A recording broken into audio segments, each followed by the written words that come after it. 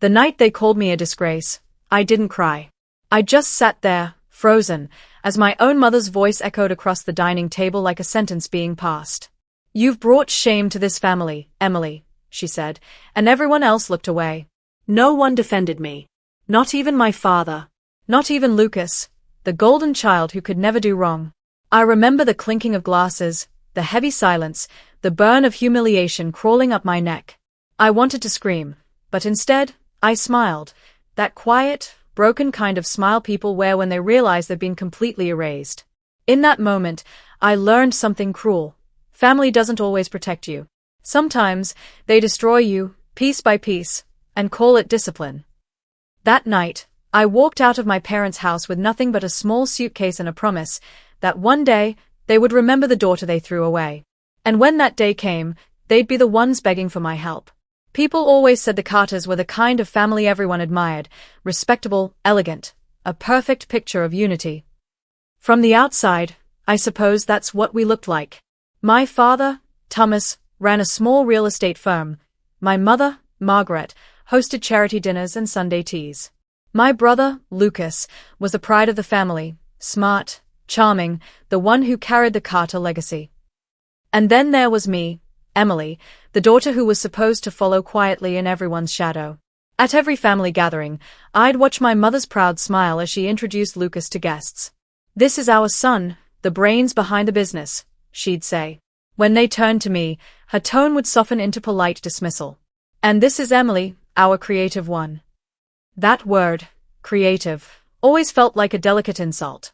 It meant unpredictable, unreliable, the one who doesn't follow the rules. Still, I tried. I helped set the table before guests arrived. I managed the flower arrangements my mother loved. I laughed at my brother's jokes even when they cut too close. I told myself that if I stayed quiet, respectful, useful, maybe one day, I'd be enough. But in the Carter family, love had conditions. Respect was a privilege, not a right. One evening, during a family dinner, Lucas arrived late, again, carrying a bouquet of lilies. "For you, Mom," he said, kissing her cheek. She beamed. When I mentioned I'd baked the dessert myself, she only nodded. "Don't make it too sweet next time, dear." I smiled, pretending it didn't hurt. But inside, I was shrinking. Every compliment they gave Lucas felt like a reminder of what I wasn't, obedient enough, brilliant enough, worthy enough. After dinner, Clara, my brother's wife, pulled me aside in the kitchen. Her voice was sugar-coated but sharp. "You should really think about joining the family firm, Emily. It might make your parents proud for once." She said it with that smirk that always made me want to disappear. I wanted to tell her I had dreams of my own, a small design studio I'd been planning in secret, but I knew how it would sound. Foolish. Childish. Disrespectful. That night, as we cleared the dishes, my father patted Lucas on the back. "You'll take this family to new heights, son." Then he looked at me and said softly, "You should learn from your brother." "Maybe I will," I replied, forcing a smile. But something inside me cracked that night. The sound of their laughter from the next room echoed through my chest, cheerful, warm, and painfully false. Later, as I sat alone by the window, I saw my reflection, a polite daughter, invisible in her own home. And for the first time, I wondered what it would feel like to stop trying. Because deep down, I sensed it, something was about to break in the perfect Carter family. It started with a dinner invitation, one that wasn't meant for me. Lucas had returned from a business trip, and my parents decided to celebrate his latest success. The house was glowing that evening, laughter spilling through every corner. I helped Clara set the table, though she made sure to remind me, "Keep the plates simple, Lucas doesn't like when you overdo things." She said it like I was her servant, not her sister-in-law.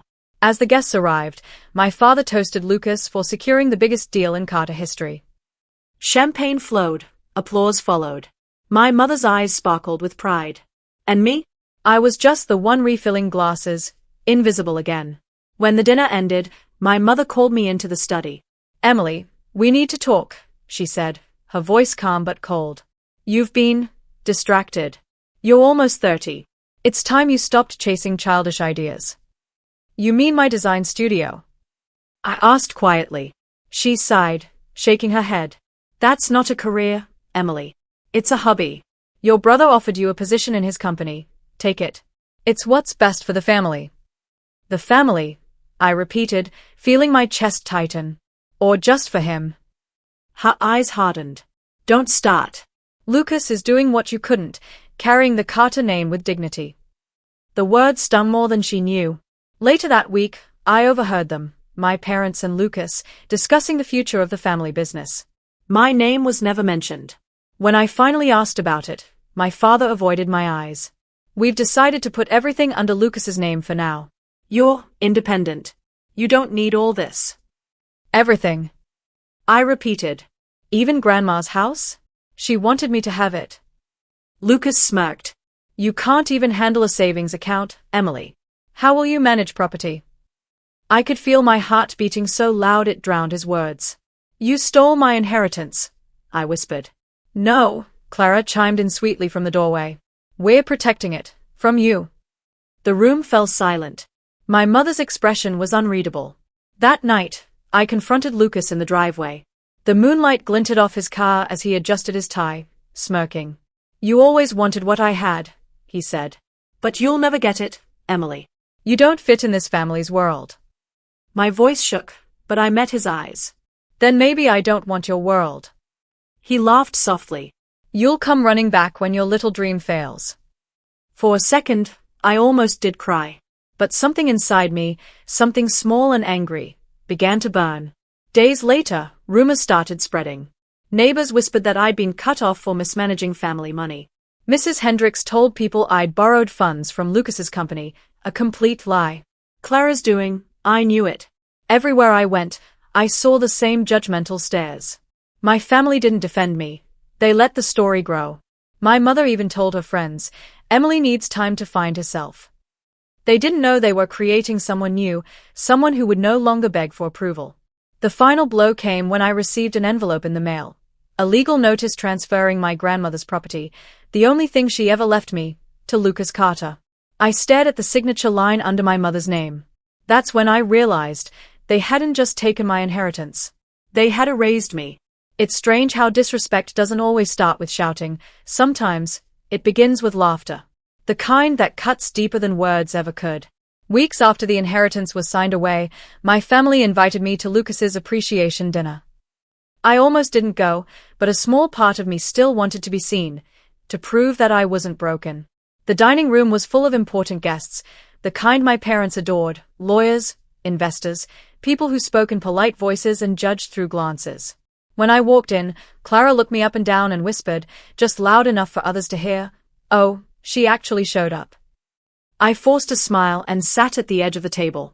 The seat I used to take beside my mother was now occupied by Clara, her hand resting possessively on Lucas's arm. As dinner began, the conversation shifted to business. My father raised his glass toward Lucas. To the man who carries our family forward. Applause. Laughter. Warmth. None of it for me. Then Clara turned to me with that smirk she wore like perfume. So, Emily, she said sweetly, how's that creative thing you were doing? Still playing with colors. The table chuckled. Even my mother hid a smile behind her glass. My face burned. It's a design studio, I said softly. Lucas leaned back in his chair. Well, we all need hobbies. Some of us just can't handle real business. That laughter again. That sound that makes you want to disappear. I didn't eat another bite that night. I just sat there, nodding, pretending I didn't hear their jokes. Pretending it didn't matter. But inside, something was shifting, a quiet storm I couldn't stop. After dinner, my mother followed me into the hallway. You could have smiled more, she said sharply. You made things awkward. People notice when you sulk. Maybe they should notice how you treat me, I whispered. Her expression hardened. Don't raise your voice, Emily. You always find a way to embarrass us. Embarrass us. The word felt poisonous. From that night on, the whispers around town grew louder.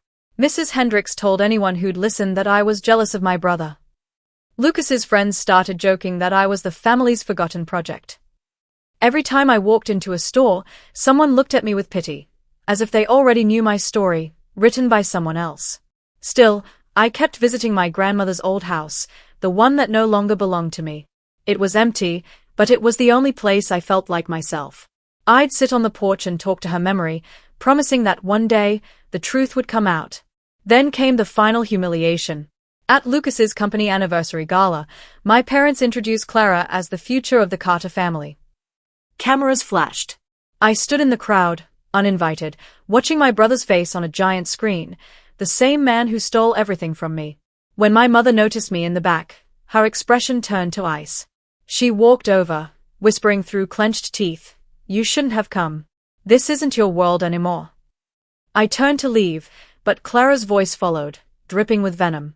"Smile, Emily. At least now you'll have a story to tell." Everyone laughed again. But this time, I didn't hide my tears. As I stepped out into the cold night air, one thought echoed in my mind. Not sadness, not pain, but clarity. Something inside me had finally snapped. And the next time they saw me, I wouldn't be the quiet one anymore. They told me I'd never make anything of myself. So I learned to make something in the silence they left me. When you're pushed to the edges of a life, you learn to use the margins. A late-night course here, a freelance client there, a quiet network of people who judge by work, not by family name. Mr. Daniels taught me how to read a balance sheet like a map. He taught me how to hold my anger steady and turn it into questions. "Find the cracks," he said. "Truth lives in the cracks." I started small, a one-woman design studio that grew into a steady practice. Clients paid on time. My reputation, slow, steady, undeniable, began to heal something inside me. Each paid invoice was a small victory. Each referral was a reminder that I could be respected without begging for it. But respect wasn't the only thing I wanted anymore. I wanted justice. I wanted the truth exposed so my name would stop being the family's secret shame. So I built a plan, quietly and dangerously. First, I gathered evidence, not gossip, but paper. Old contracts, a series of invoices Lucas had misplaced, company emails I'd learned to find through a friend working in accounting. Mr. Daniels connected me with a retired forensic accountant who owed him a favor. She taught me which numbers never lie. I learned how to spot forged signatures, how shell transactions hid in plain sight, how Lucas used the family brand as armor while he funneled risk into other people's pockets. Then I found witnesses. One was Claire, a former junior at Lucas's firm who'd been pushed out after she complained. "They'd rather look clean than be honest," she told me, trembling. But I kept copies. Another was my grandmother's former house manager, who remembered odd late-night meetings and unfamiliar names in the ledger. Each person I spoke to risked gossip, risked retaliation, and they still showed up, because they cared about truth more than they feared the Carters. I planned the timing with care. Public exposure at a private family event would hurt them where their image lived. A legal suit alone wouldn't shatter the myth. The press would. So I arranged a discreet meeting with an investigative reporter, sharing only enough proof to spark interest. I hired the accountant to prepare an executive summary, clear, cold, impossible to dismiss. I compiled a file folder that looked like a slow-motion unmaking of Lucas's empire. Still, the most dangerous part was the moral one. Every piece of evidence I gathered would burn more than one name. It would tear through my mother's carefully curated reputation. It would ruin people who had once loved me, in whatever crooked way that love took. Mr. Daniels watched me through this part. No cheerleading, only a steady presence. "You can shut them down," he said once. "But remember why you started." I repeated it to myself until it stopped sounding like warning and more like instruction. There were nights I almost backed away. I imagined my father's face when the truth hit, my mother's stunned, wounded pride. I imagined my own name in headlines, exposed, not because I deserved it, but because I had chosen to expose them. Would I become like them, destroying reputations to save my dignity? Or would I be the kind of woman who reclaimed respect without blood on her hands? I set the pieces in place, witnesses ready, documents verified, a reporter on standby, the gala, their most public stage, circled on my calendar. I rehearsed my voice so it would not tremble. I memorized the exact things I would say and the exact proofs I would let the world see. The night before, I sat with the file in my lap and whispered, "This is for Grandma. This is for me." My hands did not shake. My heart did. Tomorrow, they would all hear my name, and I still didn't know if I could live with the consequences of what I was about to do. The night of the Carter Charity Gala shimmered like every lie they had ever told. Crystal chandeliers, white roses, silver cutlery. Everything gleamed with the kind of perfection that hides rot underneath. The family's pride was on full display. Lucas stood by the stage, the successful heir, smiling like he hadn't built his empire on stolen trust. My mother sparkled beside him, her diamonds catching the light, her voice soft and polished as she greeted guests. I arrived quietly, wearing a simple black dress. No designer label, no glitter, just confidence, the kind that comes when you have truth on your side. As I walked through the crowd, heads turned. Some whispered, others stared in silence. "Is that Emily?" I heard someone say. "Didn't her family cut her off?" I smiled faintly. Yes, I thought. They did. The music faded as Lucas took the stage. "Tonight," he began, voice smooth as glass, "we celebrate integrity, growth, and family legacy." The words nearly made me laugh. Integrity. The one thing he never understood. When the applause faded, I stepped forward. My heels echoed across the marble floor, cutting through the hum of conversation. My mother's smile faltered when she saw me. "Emily," she whispered, her hand tightening around her glass. "Good evening," I said, taking the microphone from the host. "I wasn't on the guest list, but I do have something worth sharing." The crowd murmured. Cameras lifted. Lucas tried to step closer, whispering, "Emily, this isn't the time." I turned to him, calm and cold. "Oh, I think it's exactly the time." The giant projector behind the stage flickered to life. My first slide appeared. Company financials, dated contracts, falsified signatures. Then screenshots of internal emails, Lucas's name at the bottom of every thread. "Ladies and gentlemen," I said clearly, "the Carter family legacy you've been asked to applaud tonight is built on fraud."